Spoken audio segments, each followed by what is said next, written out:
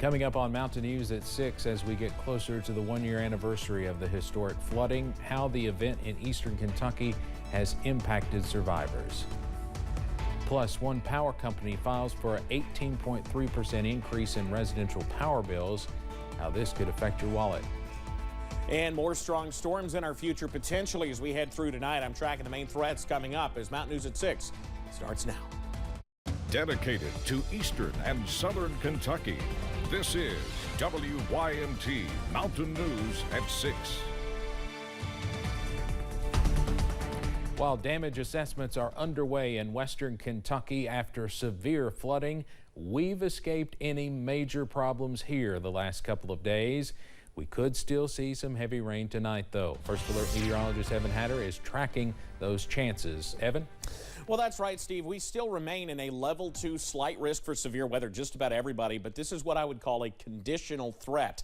If we get some storms to move into the region, they have the possibility to cause some damage with damaging winds and or some brief high water issues with heavy rain. We just haven't seen much of that so far. There was a storm near Lexington. It's falling apart. Watching a storm in central Kentucky, it's falling apart. The storms that were in place for parts of the region gave Williamsburg and places like Whitley City and Monticello a good soaking. Well, it's past Sneedville, Tennessee now and moving away, but a lot of rain still working through parts of the region. Harlan up to Hyden, still seeing some rain. Ewing, Virginia as well, Middlesboro. And typically we don't see a lot of severe weather after we've seen rain like that. Still watching those, some storms getting going near Indianapolis, but those aren't holding together too well either. You got to go up into parts of northern Indiana before you run into any severe weather. So while the threat still exists, I'm not confident we see a ton tonight. The overcast continues. The temperature at Buffalo Mountain right now is 73. So your forecast first through the next 12 hours. Thunderstorms still possible. It's not a huge threat, but we'll watch it. Lows in the upper 60s to near 70 tonight. Steve, I'll break down that beautiful weekend on the way in a few minutes. All right, Evan, thank you. Nearly a year after the devastating flooding here in eastern Kentucky, many people are still dealing with the effects while also battling the trauma that comes with experiencing a natural disaster. Alyssa Williams spoke with flood survivors and mental health professionals to learn more about what this battle may look like for eastern Kentuckians and how they can cope. It just kept rising and kept rising. And by 7 o'clock that morning, when I normally get up for work, there was probably 5 foot of water going through my house. Knott County native Nathan Smith was one of many eastern Kentuckians to lose their homes in last year's flood. But Smith says beyond the physical damage, the events of July 28th have taken a toll on him mentally as well. Anytime that I know we're going to get a bad storm or it looks like it, I'm on edge. I don't sleep well through the night. I'm always up. Any kind of signs of bad weather, it automatically takes you back to that night, to that morning. Psychiatrist Dr. Jonathan Martin says many flood survivors could be facing PTSD-related symptoms following the flood, but there are resources available to help, even for those with limited access. The best advice I would give is just to ask, because there's likely some accommodations or some resources that we may be able to access, even if we don't have transportation or we don't have Wi-Fi or we can't use a phone or we can't travel outside of our area or we have childcare needs. Smith says although many people may still be struggling after floodwater subsided, he has faith Eastern Kentuckians will rise above the trauma. East Kentucky is strong. We are strong people, and we will come back. It may take a little while, but we won't give up. Dr. Martin adds as more time passes, the more flood survivors will continue to heal. Alyssa Williams, WKYT. We'll have more coverage of last July's flood in the days to come as we approach the one-year anniversary of the event. That includes our documentary, Faces of the Flood, Friday, July 28th at 7 p.m. Appalachian Service Project has hosted folks from across the country, but today one group from Michigan stopped by a home in Floyd County to help.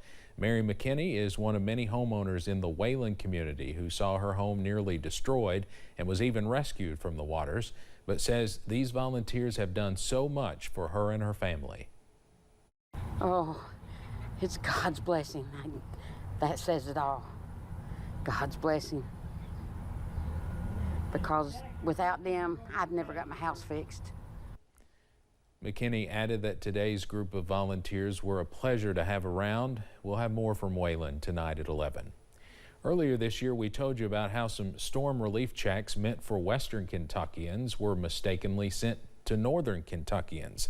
Now, a larger investigation into relief funds is being called for by State Auditor Mike Harmon. Governor Andy Beshear reacted to Harmon's decision to investigate the Team Eastern Kentucky Flood Relief Fund and the Team Western Kentucky Tornado Relief Fund. Harmon, who recused himself from the audit, responded with this. Responding. I would say if anybody is accusing us of being a partisan, then they really haven't looked at the full body of our work.